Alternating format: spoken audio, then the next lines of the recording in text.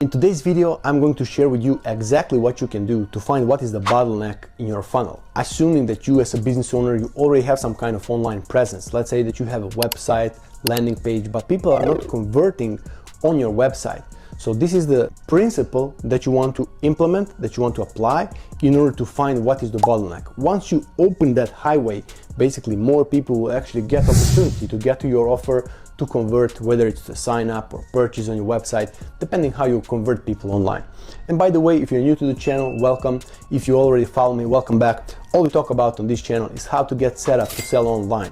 I know that you as a business owner, you already have some kind of online presence, but if you feel that something is not in the place yet, this is the channel to help you out to get this bigger picture of what's going on, what kind of online assets you need, and what kind of online actions you need to take in order to thrive online. Okay, so let's dive in. I will use in this example one very simple setup of the funnel where we have a landing page, we have a booking page, and we have a thank you page. Now stay with me, I told you this is the principle. So even though if you don't have this specific setup, it will give you an idea how to think about it so that you can apply it to your funnel, okay? So number one, let's say that we have a landing page where people can leave their name, email, and phone number. And from here, they need to book a call to talk to you. We have a calendar here, for example, and we have a thank you page, okay? So let's say that 1,000 people hit that landing page, okay? So 1,000 people go here. From here, we have 2% conversion, meaning that only 20% of people opts in for whatever you are offering to them, and only 20 of them end up on this calendar scheduler. And from these 20, still, we have 15 people that book a call to talk to you and further down get sold on whatever you are selling. So let's say that we have 75% conversion here from the calendar page to the thank you page. When you look at this, you can ask yourself, what of these numbers is the easiest to double? I'm talking about percentages, okay? So let's say this 75%, is it easier to double than, for example, 2%? I would bet on these 2%. So I want to put my attention on whatever is on the landing page, whether it's a headline maybe, or whether it's a copy, whatever you are communicating on this landing page. Maybe you have a video on the landing page, so you want to ask yourself, am I communicating the right message here? Why from the 1,000 people that express their interest in whatever I offer, and they put some time to click to go on my website, and only 2% of them eventually opts in, right? Something is wrong here, something is not there yet, so you want to put your attention, because if you double this 2% here, you are automatically doubling this number, correct? If nothing else changes, you are doubling the number of people who book a time with you. Let's say that you are a chiropractor, for example. If you have people that book a time, that show up, you are actually doubling your revenue. Make sense? But if you just focus on some things in the funnel randomly, you will not get so much success comparing to what you will get if you focus your attention on what is the bottleneck in your funnel. Because doubling this number, first of all, we cannot double this number, okay? But here from 75, you can get maybe to 80%.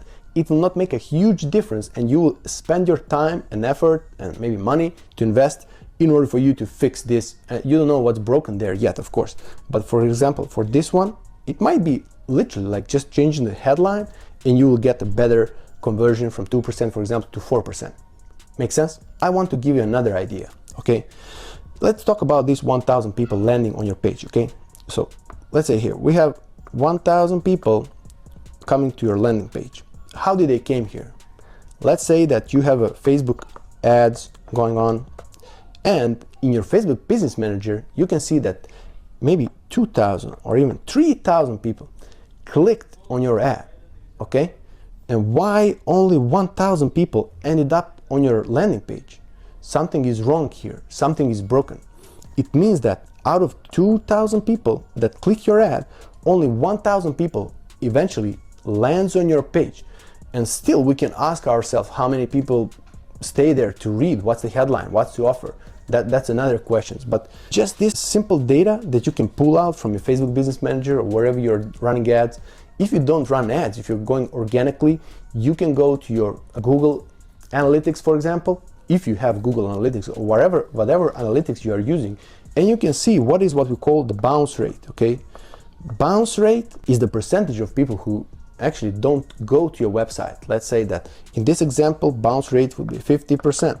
And that's not that's not so good. So for example, maybe you want to put attention here and improve this one, because if from 2,000 people, let's say that we fix what's broken, maybe it's a page load speed is not good. Maybe people are waiting maybe 10 seconds for a page to load. By the way, I made a special video just talking about page load speed, because that's one, from my point of view, this is one of the top actions that you can take to fix your website. People put so much attention on colors, fonts, whatever, but they don't put attention on page load speed, and people are dropping off. People are not even seeing their website, and that's something you also want to be aware of. Just check some of my other videos on the channel, find one talking about page load speed. You will get a much better idea what's going on. So here, for example, again, if you improve from 1,000 people landing on your page, from 1,000 to, let's say, 1,500, maybe we didn't double it, but we did improve. This number here, it will go from 15 to, let's say, 23, okay?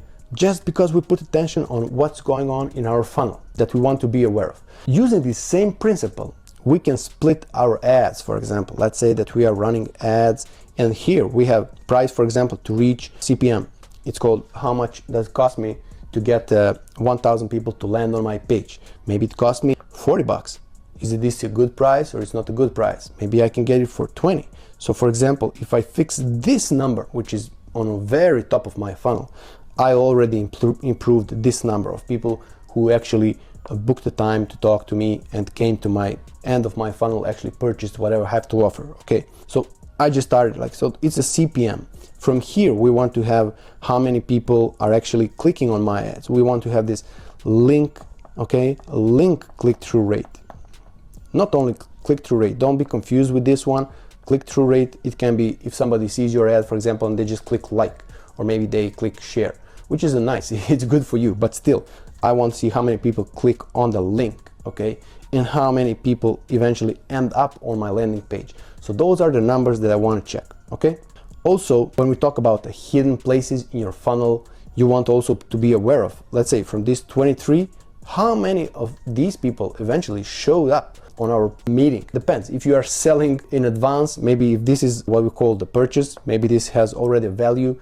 I don't want to say that you don't care if they're going to show up or not, but still, you want to have satisfied customers, you want them to show up on whatever they booked for. So you want to be sure that they show up, because from there you may be going to be able to sell them on the next session and the next session. From there, actually, what is your lifetime value, right, of whatever a customer is coming through your funnel. This is something that will determine whatever you invested in advertising. Let's say that you're doing advertising, of course, how much it pays off throughout the time. You want to be profitable from the first conversion, hopefully, but for some businesses it makes sense also to be break even, or maybe even to spend money on the first conversion, because you're going to get to sell them down the road. You're going to get some good lifetime value, and that's how you actually earn the money, depending on the business. Again, I hope that this makes sense, that you got an idea how to structure your funnel. Sketch your funnel, write down those numbers. If you're not sure, maybe you will have to consult with some of your marketeers. Maybe you're going to have to consult with some of your other business owner friends to see what are the averages in the niche. Because sometimes, for example, even I told you, even with this setup, even with only 2% conversion on the opt-in page, you are maybe still profitable. Maybe it's not even acceptable for you to have more than that, because whatever reason, I don't know. But still, if this is not what's working for you, if you want to have more clients, if you want to have more conversions, you want to put your attention on the funnel. See what's broken and put all your attention on the number one problem that you can double, the percentage that you can double. Okay, that's the idea. That's the way how you want to think about of your funnel and how you want to deal with the bottleneck. Because as soon as you double that number, you actually getting double the sales at the end of your funnel. Again, I hope you enjoyed. Follow me for more. I post twice a week. I will gladly post some videos based on your questions in the comments. Comment below, let me know what are your percentages so that you can exploit much more from your online presence. See you next video.